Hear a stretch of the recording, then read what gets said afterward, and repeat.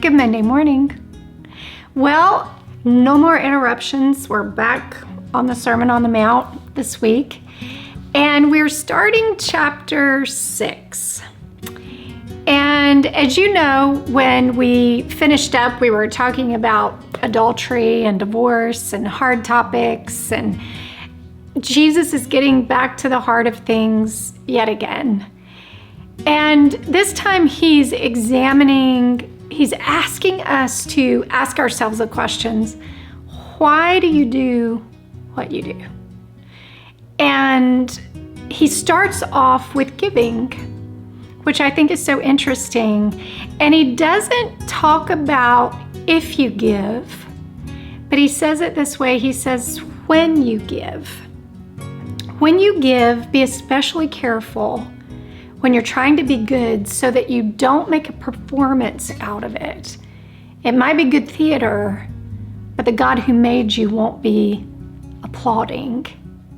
And then he says, when you do something for someone else. So it is a staple in the commodity of God that you and I be generous of spirit in this life.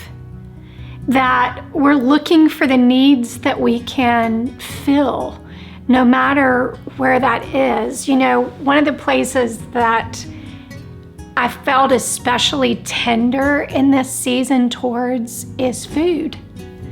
I think because you go to the grocery store and the thing of cereal that used to cost $3.49 or $4.49 now feels like it's $5.99. And I think about people who struggle just to buy food.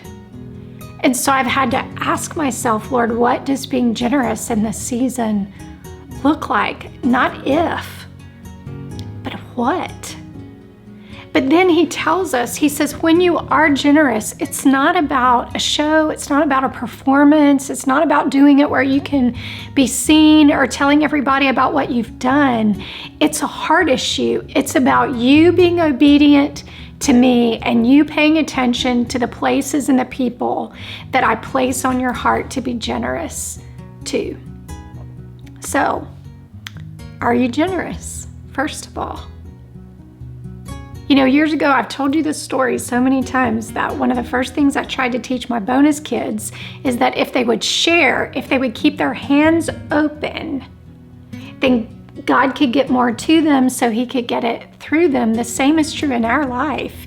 If you and I live life like this, then what we have is all we'll get, and we could end up squeezing the life out of that.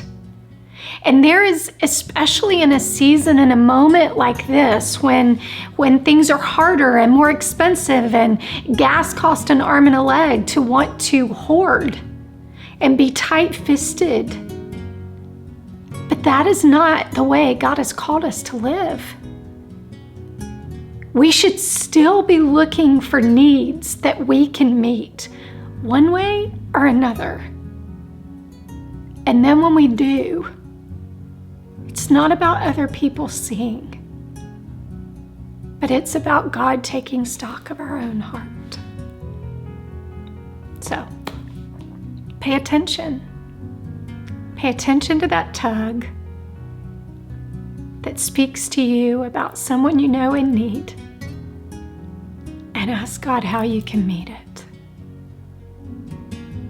I have a feeling He'll let you know. If your heart was encouraged today, please know that we have many other resources available for you. You can discover all of those at reclaiminghearts.org.